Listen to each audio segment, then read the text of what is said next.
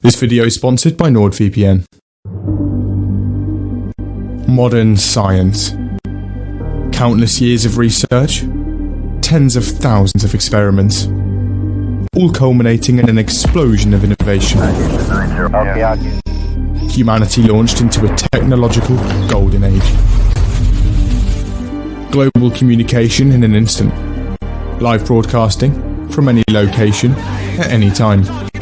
Once unimaginable technologies, now becoming a reality. And scientists worldwide are paving the way for more to come. That we're living in an ever-expanding universe. The science behind this propulsion of us, filled with hundreds of billion technology, has also told us tens of galaxies. And within one of these galaxies, our solar system, where 8 planets, and a sort of planet but not really, have been rotating around a star for the last 4.5 billion years. And within this solar system, planet Earth. Green, luscious, oxygen-rich. Most can agree on the basic details, but there is a lane of discussion that some don't dare go down. A rabbit hole that runs so deep, you might never come back out. Is the Earth actually flat? Ever since the ancient Greeks began their equations, more than two think that the Earth is a sphere. More than 1,000 years ago, the overwhelming constantly and satellites around the world census has slowly shifted to the viewpoint have managed to capture images of the planet from the depths of space, further cementing a spherical Earth. There's also the mountain of mathematical and scientific evidence, but not everyone was so easily convinced. Alternate theories of Earth's shape have sprung up left, right and centre, but none of them more widespread than flat Earth, a theory that suggests that NASA, world governments, airlines, and basically anyone in the field of navigation have been lying to us about the shape of the planet for the last few decades. Is it true? Has modern technology failed us? Or are scientists hiding the truth? Is there a massive dome covering the planet? Did the notorious Big know something we didn't? Similar questions for quite some time. Modern flat Earth and governments are terrified with the progress societies worldwide have been asking since their making. Their main beliefs are the following. The Earth is flat, under a dome, and surrounded by a giant wall of ice. Also, some believe that space is a complete lie, crafted by a man on Photoshop. The sun and the moon are two small lights hovering over the Earth within the dome. Gravity isn't a thing. Fake news, folks. And that the entirety of Australia doesn't actually exist. Yow! Pranked, baby! All of this because they can't see a curve on the horizon. Their arguments are strong, and they're only getting stronger, as in the last few years, they've assembled a crack team of scientists solely devoted to finding evidence for their theory. They're not quite there yet, but they're getting conventions, where the most educated feel damn close. Alongside the Flat Earth conspiracy theorists gathered research division, there are the Flat Earth to hold intelligent and profound discussions on what's really going on in the shadows. And through the global reach of the internet, Flat Earth has spread far and wide, even to the point where people are actually building entire communities around the theory. Flat Earth music, Flat Earth merchandise, even Flat Earth dating sites. Naturally, the whole thing has also led to a lot of memes and trolling. But with thousands of members, and an end goal to have Flat Earth taught in schools, the Flat Earthers aren't playing around.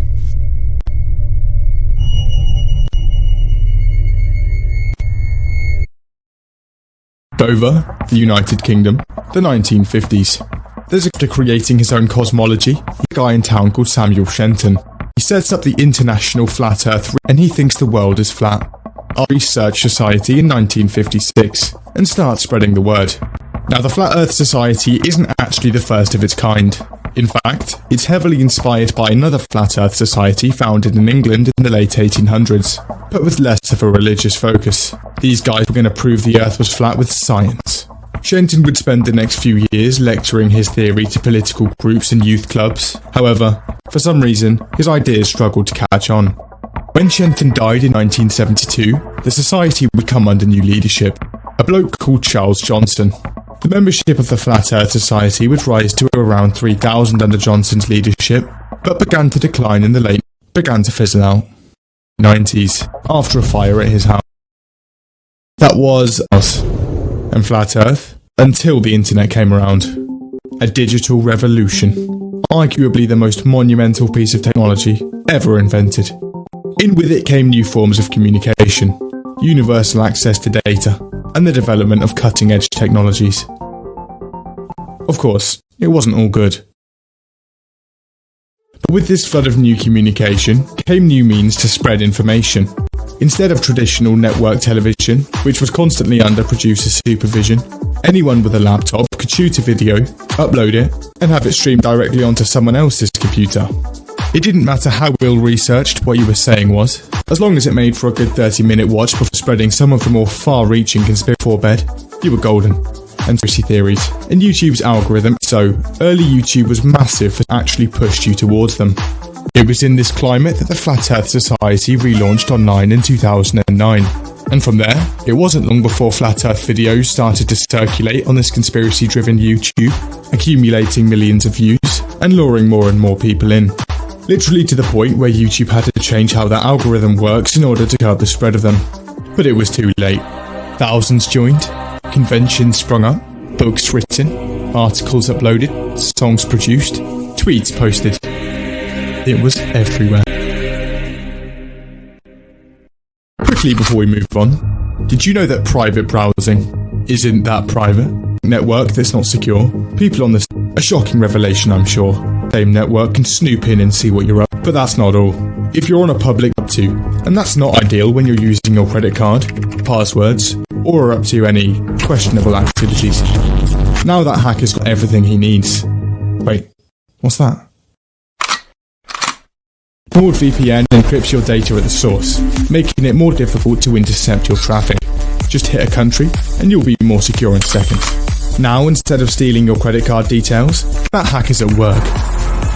Also, access to Netflix's lineups in different countries, and no more spying from your internet service provider. No speed limit, no log policy, and if you don't like it, there's a 30-day money-back guarantee. And you can grab NordVPN at $9 a month, plus a month free. 70% discount through the link in the description. That's $3.40.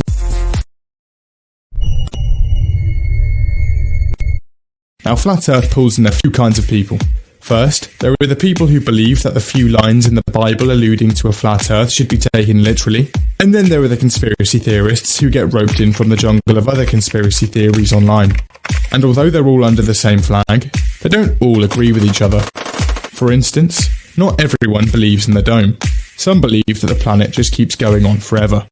Some also believe that the Earth is motionless, while others believe it's constantly moving upwards. So as well as the arguments with globetards, there's also quite a lot of bickering with each other. The society has also had some, alongside pretty much every other critics, most notably, a scientist on the planet. But it did. Astrophysicist Neil deGrasse Tyson didn't matter.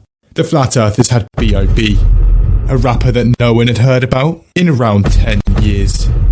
Inevitably, an online dispute between deGrasse Tyson and B.O.B. sprung up in early 2016. It started out with a few tweets. deGrasse Tyson sees what B.O.B. is posting on Twitter and immediately steps in the ring. The following back and forth on Twitter starts out relatively level-headed, but it doesn't stay that way for long. The very next day, B.O.B. drops a Flat Earth diss track on Neil deGrasse Tyson, instantly proving all of his points wrong. Neil swings back with a diss track of his own to prove his point. In 2007, B.O.B. 17, he sets up a $1 million. He had had enough. He was going to a GoFundMe to launch a satellite into the sky and settle it once and for all. However, it doesn't quite reach its goal. Not much has happened since.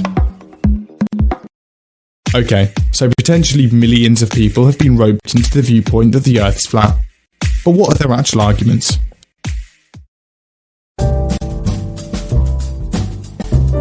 The Flat Earthers' discoveries are incredible. Their arguments proving too logical for scientists themselves. However, there are a few issues with a few of their points. At the base of the society, the Flat Earth model. This is what the entire movement revolves around. There are a few different versions by a wall of ice. Here are the problems, but they all share the same fundamental problems with that. To get to this model, aspects, they're flat and surrounded. They've had to stretch countries out, literally to the point where they're actually no longer proportional. Also, When put into practice, countries on this map are much farther apart than they are in reality. For instance, here is a direct flight from Sydney, Australia to Santiago, Chile, approximately a 7,000 mile journey. QF27 is a 12-hour flight. However, if the world looks like this, you're looking at a distance of around 17,000 miles, and that's going to take a lot longer than 12 hours. In fact, the plane would have to travel at almost twice the speed of sound. Flat Earth's response to this? The flights don't exist. The airlines are in on it, and the flights are simply unable to be booked of people getting on these flights on YouTube or always cancelled a few days before yet to be addressed. Now for the multiple videos, let's take a look at who's actually in on it. Turns out, it's a lot of people. Anyone with a reasonable knowledge of circumnavigation, governments worldwide, scientists worldwide, NASA, and the United Nations. It's even in their logo. And all of NASA's footage? CGI. In fact, Flat Earthers reckon that NASA was actually created to hide the real shape of the Earth in the first place, and is spending billions of dollars a year all in an effort to cloak the fact that we're living under a dome. Okay, so how do they explain ships disappearing over the horizon bottom first? Heat. If the sun and the moon look like this, how come solar eclipses exist? It's a shadow object that orbits the sun, but some members of the Flat Earth Society's sun. Okay, still weren't content, so they thought they'd... Their arguments are convincing, and conduct some research of their own.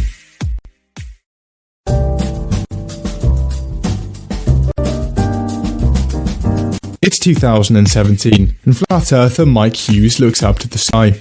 He doesn't believe the lies, and wants to see the so-called curvature of the Earth with his very own eyes. So he plans to build a homemade rocket to do so, but first he needs $20,000. He crowdfunds $8,000 and gets to work on building the rocket. After months of assembly, November 2017 finally comes around. But at the very last minute, the Bureau of Land Management tell him he's on public land and not allowed to launch. A few months later, he's ready to launch again. The rocket doesn't actually work. And this time, he's no longer on. Lucky for Hughes, considering his team for public land. However, the rods arm the main parachute of the rocket. But on the 26th of March, he's ready to launch for a third time. And it finally happens. He soars almost 2,000 feet into the sky, before coming back down to Earth. A successful launch, but not quite high enough to see the curvature of the planet. For that, he would have needed to reach a height of 35,000 feet. Flat Earth? Not proven. However, there's a bit more to the story than that. If Hughes had actually wanted to see the curvature of the Earth, all he had to do was fork out $200 for a ride on a commercial airline, which generally reaches at least 30,000 feet. That's a lot cheaper than building a $20,000 makeshift rocket. It also turns out he launched a rocket reaching 15 out that Hughes is actually a daredevil at 100 feet in 2014 and has been launching rockets for quite some time, and set up a fundraiser for a launch in 2016, asking for $150,000, but that amassed little more than $300. However, after suddenly declaring himself a flat earther in 2017, Hughes managed to crowdfund almost $10,000. So I don't think it's reaching to say that Mike Hughes actually just used Flat Earth as a means to fund his rocket career. Tragically, Mike Hughes passed away early this year, after an early deployment of a parachute during his latest rocket launch.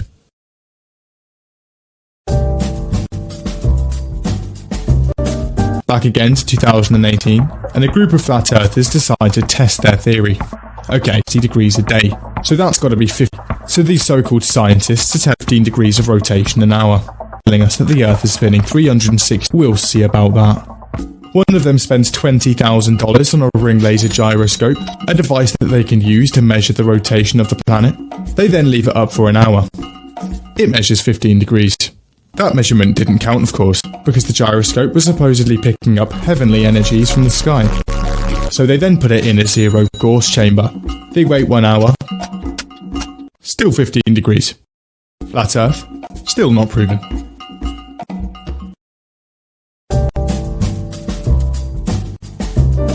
In the same year, another group of Flat Earthers get to work. Okay, so one guy used our movement to crowdfund his rocket hobby, proved us wrong. Time to go a bitch. Another guy wasted $20,000 cheaper. This experiment would require us on a piece of navigational equipment that only 3 boards and a 3000 milliwatt laser. The basic idea was that they'd have 3 boards placed evenly along a 3.88 mile stretch through the Victoria Canal. They'd then shoot the laser from one end to the other, and then track where it passed on each board. And if it was at the same point across all three, the Earth was flat. But if the laser passed a lower point on the middle post, the Earth was round. However, when they actually tested it out, the laser beam had expanded over the canal and shone onto the entire final board, making it impossible to tell what point it was hitting. Another failure. Alright boys, one final test. This one involved only two boards. This was basically another attempt at the last test, a camera and a flashlight test, but with a few key differences. They cut out holes 14 feet up the boards, then posted them along the same stretch of the canal. If the camera on the other end of the flashlight picked up any light through the holes, the Earth was flat. But if the camera picked up no light, the Earth was round. The camera didn't pick up any light.